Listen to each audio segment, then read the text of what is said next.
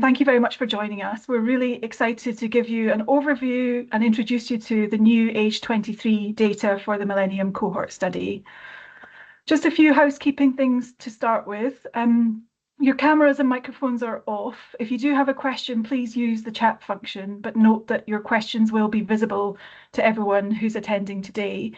We'll try to answer all your questions at the end of the session. So we've allocated 15 minutes, and if we're unable to do so in that time, we'll make sure we follow up with you afterwards. If you have any technical issues, please email us at this address. Just so you know that we're recording the content section of the webinar, but not the questions at the end. So the webinar itself, the body of it, will be available at a later date, and we will share the slides with you after the webinar as well. We will ask you for feedback. It's really important for us to try and improve and continue to improve our training offer and the support for our cohort data. So if you could complete the form at the end, that would be really helpful. There'll be a link in the chat and a QR code, and we really do appreciate your views and try to take those on board. So let's just give you an overview of today's schedule with approximate timings. So the webinar is split into these sessions. I'm Morag Henderson. I'm the Interim Director of the Millennium Cohort Study, taking over from Professor Emma Fitzsimons, who led the team on delivering the age 23 data. So I get the nice part of just showing you all of the hard work that the whole team have done. So I'll give you an overview. And then a collaboration between Habtamu and Bashir and Dominic Kelly, they have worked together to give a high-level overview of the types of content in the age 23 sweep, and with a nod to some of the prior sweeps as well. Liam Wright will give you an overview of the data structure and some tips on how to handle the data. And then I'll return to give you an overview on how to access the data. And just to acknowledge the massive amount of work that the team at CLS have done to deliver this data, some of whom are here today, but many others are working behind the scenes. And so, again, that was led by MCS Director, Professor Emma Fitzsimons, and now CLS Director. So I'm acting in the interim. So here are the 4 cohort studies that we manage at CLS. These are the core national studies. These are public scientific resources used by thousands of researchers worldwide, and they enable the replication and extension of findings across countries and time periods, and are a really valuable data source for policy evidence and scientific research. So obviously the one we're focusing on today is the youngest of those 4 core cohorts, the Millennium Cohort Study, and they were born across 2000 to 2002 in the UK, so England, Scotland, Wales and Northern Ireland. And this slide flags the value of those cross-cohort comparisons that might enable us to understand some of the factors of social change. The types of information collected, obviously Dom is going to go into a lot more detail on this in the next section, but this slide just shows you the types of information across the life course. So you'll see that there's a vast amount of multidisciplinary information collected, spanning economic, psychological and medical. And the columns on this slide show the life stage specific measures, so things in childhood might be quite different to the things in adolescence or adulthood, for example. So that life stage specific detail. And then the white arrow along the bottom shows the types of information that we capture that are repeated across the whole life course, if not for the cohort member themselves, for their parents, depending on that life stage. So the scope of information captured really allows us to examine some of those complex interactions between the sort of biological, psychological, and related social factors across time. Getting closer then to the MCS and the details within the MCS, this is a slide sort of gives you a very high level overview of the sweeps by column. So starting at 9 months old, so 9, age 3, 5, 7, 11, 14, 17 and 23. And it gives you a taste of the types of information we've collected. So included within that are genetic data. So we've got trios at age 14. So we've got the cohort member, mother and father. And we've recently deposited the polygenic risk scores at the UKDS. We've got a nod there to the linked administrative data, health, education, and we've got consents for employment and crime. There's the geographical data that we have, quite sort of, in some sweeps, specific geographical identifiers, air pollution, that allow us to then link to other data sources like air pollution or green space. And I know today we're talking about age 23, where it's the first time that the cohort member has been their own sort of self-report for the study. But we're already thinking about the age 27 consultation, so the MCS9 planning. And just to flag, there'll be some online consultation events opening in March, and that consultation period will run until May. So just before we even drawn breath to talk about age 23, we're already planning for age 27. So keep an eye out for information about that and how you can get involved. So switching back to age 23, just briefly talking about the fieldwork. So we issued over 13,000 cases and we achieved over 9,000 cases. The fieldwork, the pilot ran in July of 2023 with some adjustments made afterwards.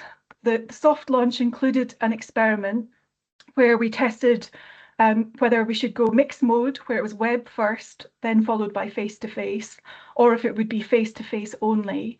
And the results of that experiment showed that the response rate was higher in the sequential mixed mode approach rather than face-to-face only. So based on that experiment, we went mixed mode for the main stage, which ran between April 2024 and January 2025. And with all of our participants getting a £30 incentive for taking part. There was, subsequent to that, there was an online mop-up. So we invited the participants who hadn't taken part at the soft launch or main stage to take part in a shortened version of the questionnaire. So a 20-minute questionnaire for the same incentive, so same £30 incentive. And at that point, it didn't include cognitive assessments or partner placements or data linkage consent. So it's a much shortened version. Based on that, we boosted the response rate before mop-up and after mop-up. I won't say much about the partner survey today, but we did place a partner survey with the cohort member interview, and then the partner was invited by web to complete an online survey, which was a 15-minute survey with a £10 thank you for taking part. And that will be deposited at the next phase of data deposit. So the data are now available at the UKDS. There are links on the slides, and the slides will be available afterwards, but we can also put the links in the chat. They fall under these study numbers. There's a secure access that has more sensitive information that requires a little bit more training and security before you can access, but otherwise the longitudinal files and the main sweep 8 data are available for download at the moment. So you can access those. And I alluded to the fact that we're depositing the data in phases. So this first phase where the data are now available, you can see that we've got the core survey data sets, including housing, employment, health, identity, and well-being. We've got a derived variables data set, including derivations for mental health and health indicators, as well as some socioeconomic measures. We've got some basic education data and cognitive test data available, and the secure access data includes things that have got some more sensitivities around it, or just to ensure compliance and confidentiality if we've got small numbers. So phase 2, which will be made available in spring 2026, will include more detailed geographical indicators. They'll include that partner data that I mentioned, as well as different educational measures. Those are a bit more complex to arrange and prepare, as well as additional data from the main survey, including household grid information, pregnancy and child data, as well as some non-resident children information. So there is still more to come. The outcome variables are also available in that phase 2 deposit. So that's all for me from now. I'll join you at the end to give you more information about accessing the data, but I'm going to hand over now to Dom, who's going to take you through some of the features of the MCSH23 data. So I'll stop sharing, Dom. Hi, everyone. I hope you can all see and hear me. I'm going to walk you through age 23 at the Millennium Cohort Study. So my name is Dr. Dominic Kelly. I'm Senior Research Fellow on the Millennium Cohort Study. I prepared these slides with my colleague, Dr. Habtamu Bashir, and what I'm going to do is just highlight some of the exciting things in this new wave. Before I do, I want to emphasize that early adulthood is such an interesting time because it reflects both change and continuity. You have change, there's greater independence, key life decisions, potentially moving out of home, joining the labour market, new relationships, new experiences. But it isn't a completely fresh start. Our previous health, our well-being, our family context, biological factors, these all come with us and affect our new lives, even if we find ourselves in brand new situations. The items that we asked at Wave 8 of the Millennium Cohort Study reflect this balance between continuity and change. We've introduced some brand new items about things that you would experience in early adulthood. We've also maintained continuity by still asking consistent questions that we've asked throughout the cohort study. So we can see more precisely longitudinal change over time, as well as these new exciting experiences. So what I'm going to do for the next 10, 15 minutes is try to get your ideas flowing on how you can utilize both our new data and our existing data, combining the two to answer some of the most pressing questions about early adulthood in the UK happening right now. Okay, so very briefly, this is just a little bit about our sample size. Morak's covered this. So we have a sample of slightly less than 10,000, which is a great sample size for well-powered analyses of early adulthood. Let's start talking about family and relationships. So this is something that we've talked about throughout the Millennium Cohort Study, asking what the household looks like, who lives at home, relationship with different members of the household. But of course, at age 23, we potentially have some of the biggest changes to date, especially if people have moved out of their original household. So we ask about that household, whatever it may look like. We ask about the composition. We ask about how close they are to members, their caring commitments. Something that's very exciting at age 23 is that we have a proportion of the cohort members that now have children. So we ask about their children, whether they live at home or they don't live at home. We ask about parenting experiences, things of that nature. We also ask about relationships.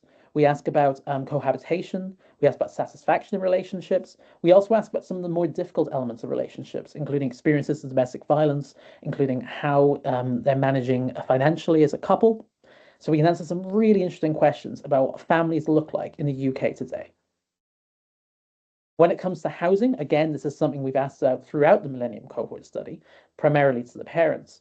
But again, housing might look very different at age 23, especially if the cohort member has moved out.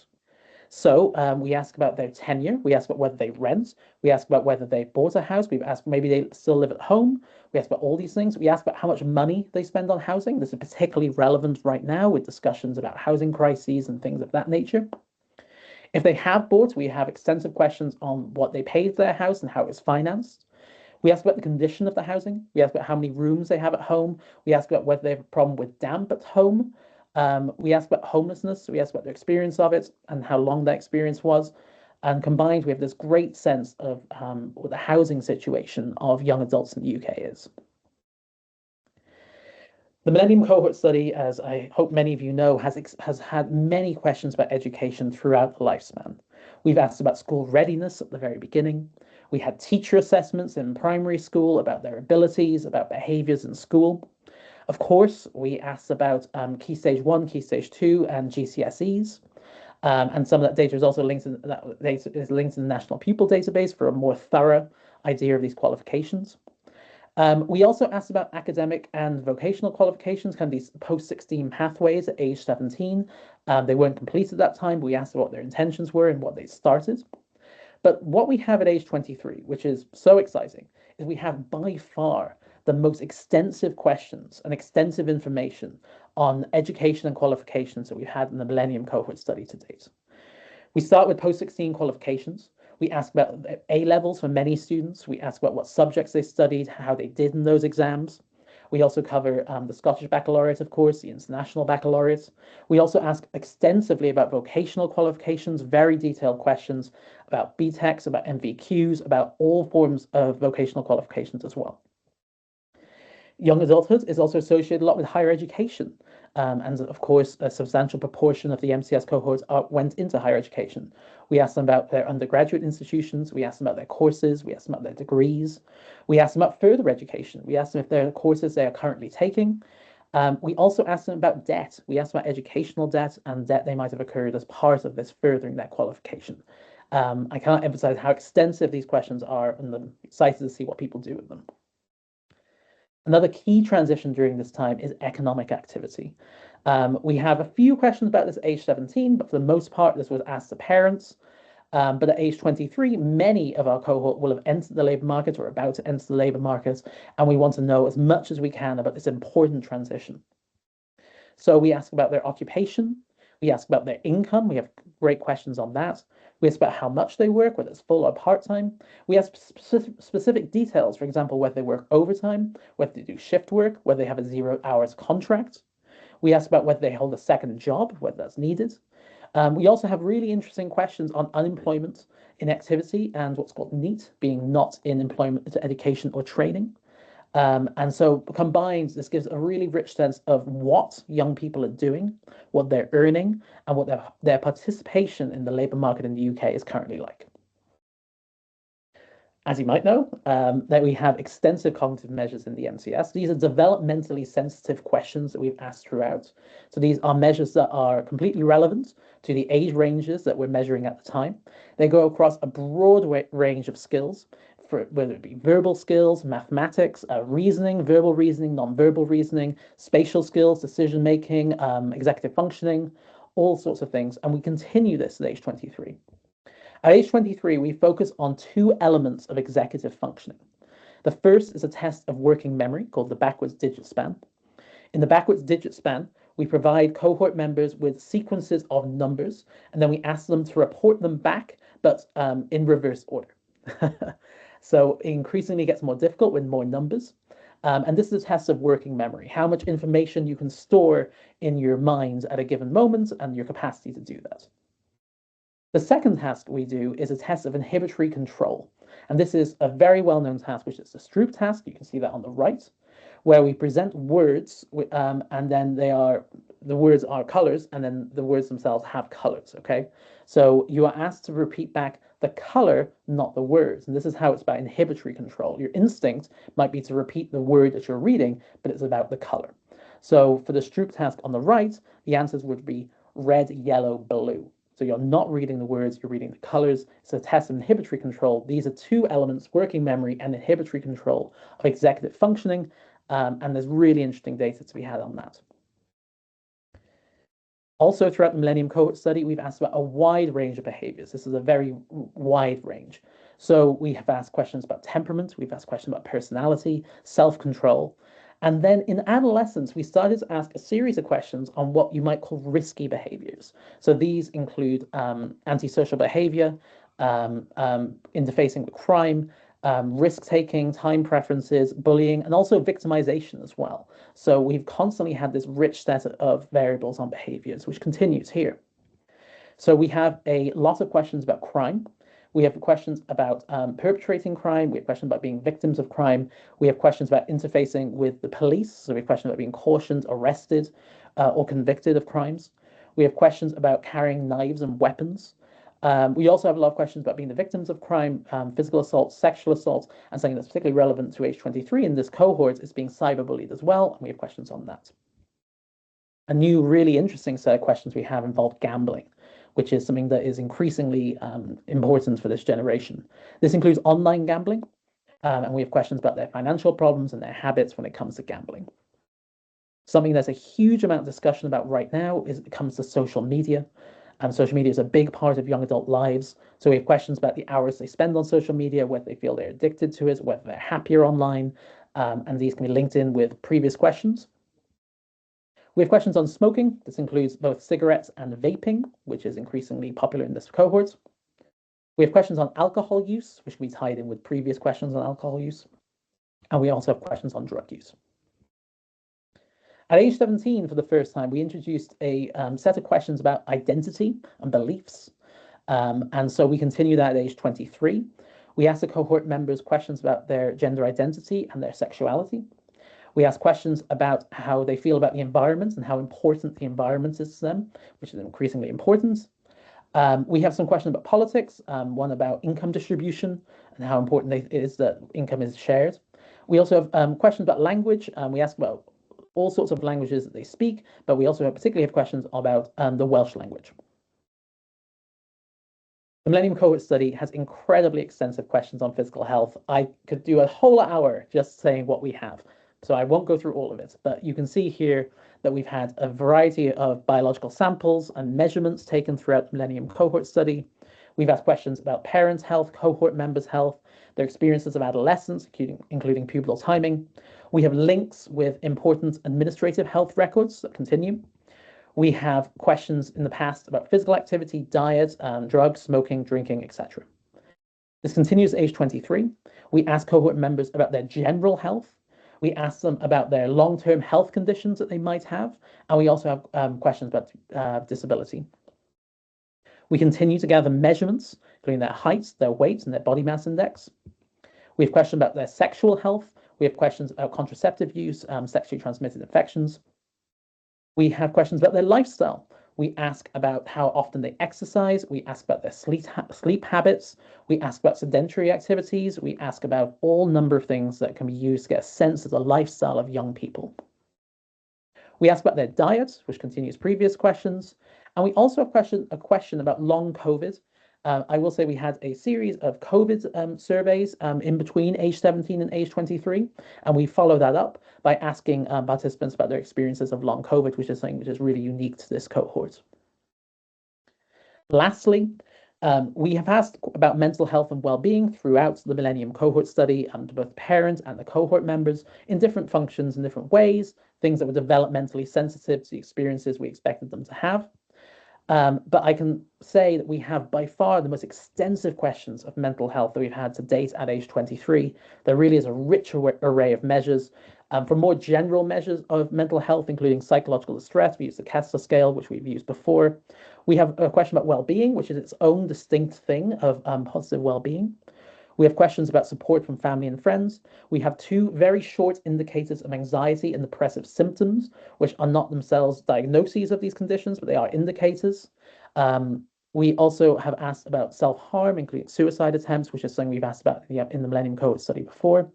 And then we also have a series of brand new surveys, which are asking about things which are really relevant to young adulthood, including loneliness, eating disorders, body image, addiction to alcohol. We asked about grit, and we also asked them to reflect on their childhood experiences, giving this really well-rounded idea of mental health and well-being in this generation. So that's all the things I wanted to talk about right now. There are, of course, many other items. I'd be happy to field questions on them. Over to you. Okay, so hello, I'm Liam Wright. I'm a lecturer at the Centre for Longitudinal Studies, and in this section I'm going to be talking about the various considerations that you need to bear in mind when using MCS data, including data from this latest sweep. So I'm going to talk about the MCS sample, how it was recruited and who they're designed to represent. I'll talk about the guidance that we have on handling MCS data files. I'll talk about response rates and patterns of response over MCS's 8 sweeps, what one should do to address attrition and other forms of missing data, and also issues that regard the mixed mode design that's been used in the latest sweep. So MCS is comprised of roughly 19,000 families, most of whom joined in the first sweep at 9 months, but about 5% of whom joined in the second sweep at 3 years old. The target population is roughly people born in September 2000 to late 2001, early 2002, with some variation across the home nations, and it's people that were alive at 9 months and eligible to receive child benefit at that time. Almost all the MCS families have singleton cohort members, that is, they have one cohort member per family, but there's a small number of twin and triplet families, although the data from triplets is only available on special request. Families were recruited to the MCS using a 2-stage design. So families were selected from a sample of electoral wards, and these wards were oversampled for the nations outside England, where there's a high number of ethnic minority households or where there were greater levels of deprivation. And this was done to enable subgroup analyses. So as a survey that has data collection from not just surveys of cohort members, but also from their other family members too, like their parents and older siblings, some of the MCS data structures can be quite complex. There is consistency in how data files and variable names are named across the survey sweeps, which makes using MCS data a little bit easier. But to make it even easier, we've also produced online guides for handling CLS data, not just MCS, but our other cohorts in both R and Stata, and you can follow the links in these slides to look at those. In due course, MCS will also release what's going to be called a core file, which will be on the UKDS, and that's going to contain more pre-derived and clean variables that are analysis ready, making the data even easier to use. So keep your eye out for that. On screen is the proportion of cohort members at each survey sweep. Just under half of the total sample was surveyed at the latest sweep, so about 45%. One important thing to consider when using our MCS data is that not every cohort member responding in a given sweep responded at each of the prior sweeps to that. Efforts expended to track all consenting cohort members, even those that didn't respond prior. So at the latest sweep, roughly about 1/3 of respondents didn't respond at every single prior sweep. And this can have implications for what variables are available earlier and what are observed for particular individuals within your data set when looking at the latest sweep of data. Now, non-response over time can cause bias in analyses because those who continue to respond are generally not representative of those who dropped out earlier. Each sweep of MCS contains non-response weights to try and account for this attrition bias, and that's a tradition that we've continued for this latest sweep too. So there's some survey weights available with the data. However, given the complexity of MCS data and the manifold response patterns shown by cohort members, you may need to create your own bespoke weights if you're focused on a particular subsample. For instance, you might be interested in looking at genetic data, which among people that have responded at age 23, so there you would have to focus on those that were genotyped at age 14, which isn't everyone that was surveyed at that age.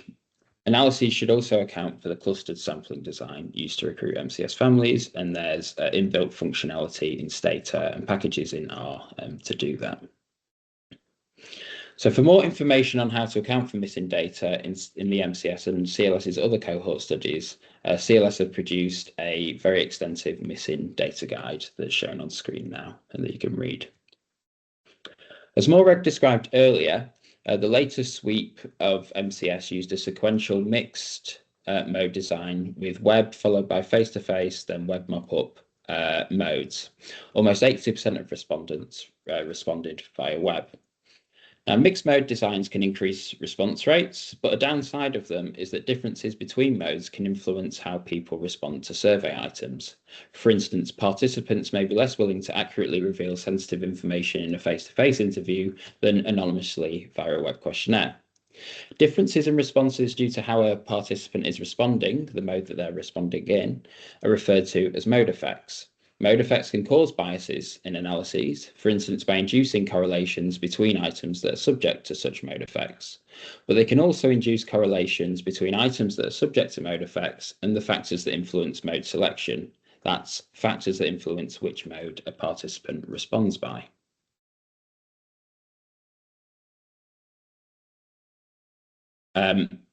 Handling the bias from mode effects isn't straightforward, and it's not generally resolved by accounting for mode, simply using data from a single survey mode or adding a mode dummying variable to regression models. For fans of DAGs, the reason for that is given on screen. But if you want to know more, CLS have produced a detailed guide on mode effects, which discusses the problem in detail, when you might expect mode effects and so on. And it also describes the mixed mode elements that have appeared in each of CLS's cohort studies. So please read that for more information. Thank you. Hi, my name is Åse Villersen, and I'm a senior research fellow here at the Center for Longitudinal Studies. And we've been doing some analysis on some of this new data as a whole team. And I'm just going to be showing some of the initial findings from that. First of all, it's just useful to maybe just show you some sample descriptives. And here we got both unweighted, and also Liam talked about the weights. And they're quite important because we can see we do get some differences between the unweighted samples and the weighted samples here. Partly due to attrition, for example, that applies to males and females, where the unweighted one prevalence for females is a lot higher, but when we apply the sampling design weights and the attrition weights are really important for dropout, because males tend to drop out more than females. Also, we see here for the ethnicity as well. The white population slightly underrepresented when we don't weight the samples, but when we weight it, they actually are really, really close to population statistics. So again, it's really important to apply those weights, and the reason why ethnicity is different to the unweighted is because those areas were oversampled. Similarly, we see the frequencies here by England, which is obviously the biggest nation here, and the smaller nations as well. We see, and we also have figures for whether parents have a degree or not. So a little bit less than 50% of parents have a degree, and we also looked at the sexuality of participants here, and we found that about 50% identify as a sexual minority. But yeah, really important here is do use the weights, the sample weights, and also the attrition weights, because that is essentially how you get the best population estimates. So some of the things we had a quick look at in some of these initial findings was health, and we have here figures for being in poor health, which is around fair or poor health is about 11%. About 23% said that they had a long-standing condition that limited activities, and cohort members did an average of 3.6 days a week where they did exercise for 30 minutes or more at moderate intensity. We can see differences between these prevalences. So, for example, we see here that females tend to report more conditions, long-standing conditions than males. And also females also tend to do less days a week of exercise. There's some differences as well on ethnicity, particularly on long-standing conditions, which are reported much less amongst the Asian and Black groups. And for Northern Ireland, we also see quite a consistent pattern across both being in fair poor health and also having long-standing conditions, and they're reported much less. It seems to be that Northern Irish population of young people might be feeling slightly healthier, and they also tend to do a bit more exercise during the week. There were some notable differences in education. So those with no higher education reported being in poorer health and also having a higher level of long-standing conditions, but no difference in exercise. We also looked at substance use. So 29% reported binge drinking, frequent binge drinking. So that's more than 10 times in a year. About 9% smoked on a regular basis, so that's daily smoking, which is actually historically low if we compare to other cohorts. Cannabis use 10 times or more in a year, about 12%, and also sort of high frequency use of hard drugs around 8%. Again, we can inspect some differences between groups. Males are much more likely to be using these types of substances. There are also quite big differences between ethnic groups, especially for the Asian and Black groups that consume this or use substances at a much lower rate than white and mixed groups. In terms of cultural differences, the only real difference is for binge drinking, which was higher both in Scotland and Northern Ireland.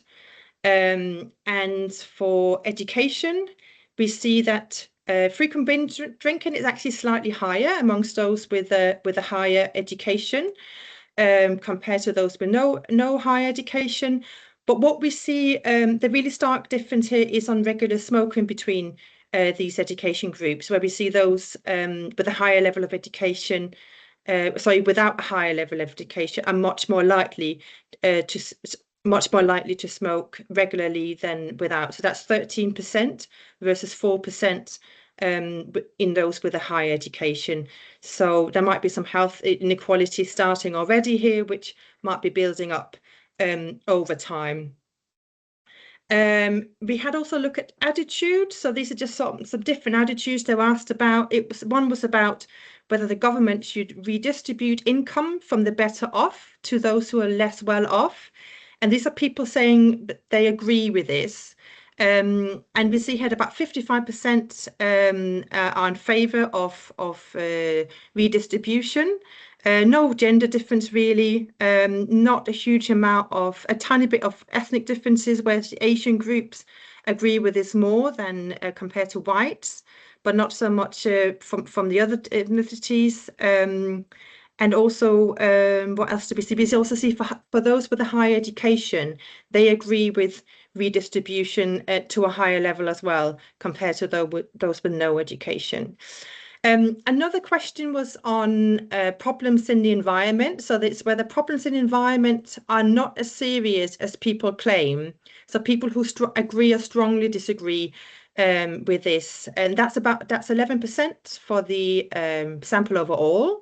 We see a big difference between males and females. Males don't think that these problems are as great as females, and also Asian groups as well.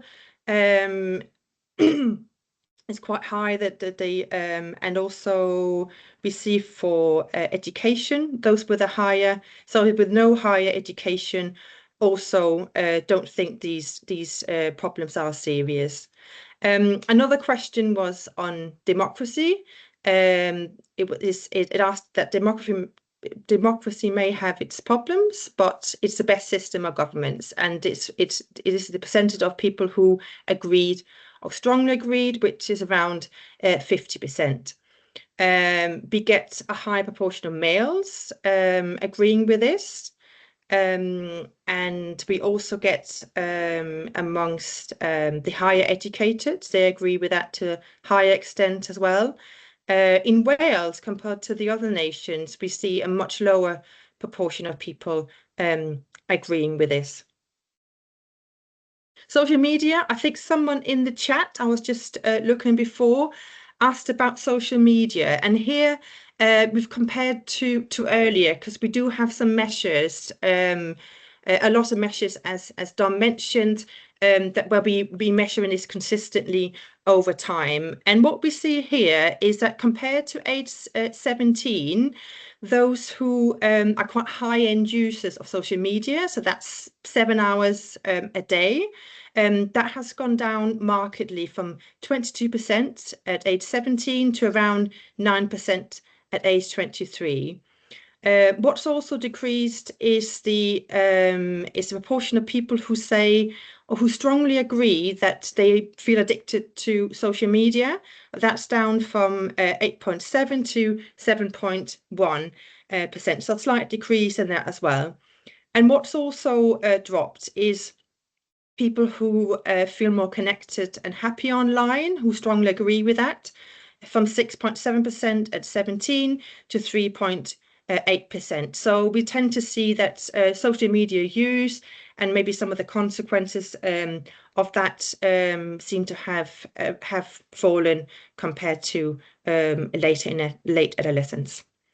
That was just a bit of a taster. I just also thought I'd plug that we have a range of briefings coming up. So we've been working on various briefings on family transitions, substance use, crime and victimization. We've got education and work transitions, and we also got mental health as well. So keep having a look at the website. They'll be coming out in the next couple of months. We'll be dropping some of these onto our website with a little press release alongside it. So yeah, you can have a bit more of a preview of this. Okay, so I'm going to be handing it back over to Morag now for data access. Yeah, great. Thank you. It was really interesting. So I'm just going to give an overview of data access, and then we'll try to go through the questions that are in the chat. So please do keep them coming. So hopefully this is moving forwards, is it? So there's lots of ways. We've had lots of questions already about which variables are in the data. So just some tips on how to search the data. The data dictionary at age 23 is available in the UKDS folder when you download the data. That only includes the age 23 data for now, so you need to just be searching that independently. We do have a CLS longitudinal data dictionary that we're updating with the age 23 data, so it'll have every single sweep, and that will be available soon. But for the meantime, use the data dictionary in the UKDS folder. You could also search the questionnaires, which are also available on the UKDS folder or the CLS website, or you just download the actual data set and search the variables in your statistical package or software. Other variables that you might be interested in, sort of more historically, you can look at published papers, and most of those can be found in the CLS bibliography. So just pointing you to some of those resources on the CLS website, it sort of flags some of those search tools and searchability tools. And we are in the process of developing our own CLS variable search tool. This is currently beta testing, so we would encourage feedback, and we're continually trying to improve it. And we'll soon make available the age 23 MCS data, but for now you can search by study, sweep, category, topic, or variable name if you know it. So please do make use of that in due course. There's also our collaborators and colleagues at Closer Discovery who have the metadata and data not just for MCS but for all of the core cohorts that we have at CLS. And again, we'll be updating that with the age 23 data in the coming weeks. But you can search key terms like life satisfaction, and it'll tell you exactly which sweep and which data set historically have captured that information. So it's quite a useful starting point. Additional resources, I think some of which have already been mentioned. So the CLS bibliography covers lots of publications from our studies. Each sweep has data documentation, so that includes the survey questionnaires, technical reports, survey reports, and derived variables, so as well as a user guide. So please do carefully read those. And there's also some of the briefings and impact and the research that comes out of that, some of that initial work as well. So that's linked on our website. It is unique to say that the data are free of charge, and I think we often underplay that, but the data are available to access from UKDS free of charge. There is no charge for researchers. So to access it, if you've not already, those links are in the chat. It's via the UK Data Service. These are the three available sort of relevant sweeps and links currently. So there's the main sweep age 8, age 23, under study number 9509. There is the longitudinal file that allows you to more carefully see who has taken part at each sweep and sort of use that as a spine for your data. That's on a separate study number, and there's a separate user guide for that as well. And then the secure access main sweep data is under study number 9510. And I think somebody had a question about the sexuality data. So any data that's considered sensitive or confidential or somehow more disclosive because of cell numbers are available via secure access. And these are the sort of three levels of access of the data. The end user license is downloadable immediately from today if you click download. It's got considered to have low level of disclosivity or sensitivity. There's a special license which has a sort of moderately sensitive or disclosive data, and you can still download that to your local machine, but you just need a slightly more considered application to download that, so more detailed, sort of more thought through rationale for using that special license. And then the highest level, the most sensitive and potentially disclosive data, are the secure access, on which things like the sexuality and other sensitive variables might be available. So it is takes a slightly more amount of time and more amount of thought to apply for that, but once you've got your special license training, then it does allow you access to many of the other sensitive data sources, and it's worth doing, but it does take a little bit of time to book submit an application, book the training. I think you have to do a little test these days, and then eventually you will be able to access it. So allow yourself a lead time of about 4+ weeks, I think, for that process. But more information on access is available on the CLS website. Other resources I've mentioned then, user guides, please read those as carefully as you can. A lot of the queries can be answered by carefully going through that documentation. The questionnaires are also available with the exact question wording, and obviously the question routing as well. So some questions are contingent upon an answer to the previous one. So all of that information are in the questionnaires. There's support through other data documentation. If you're interested in the fieldwork in a lot more detail, then the technical report is also available. And there's currently a cohort profile for up till age 17, and I think we're expecting a cohort profile hopefully imminently which includes the age 23 data, so keep an eye out for that. So just to say thank you, we're going to move to questions now, but just briefly to say what we've covered. So an overview of MCS, some of the scientific content at the age 23 data, a very high level sort of signalling of starting point for handling the age 23 data, but do go on and read the documentation, some very initial findings, and then how to access the data and where to go for more.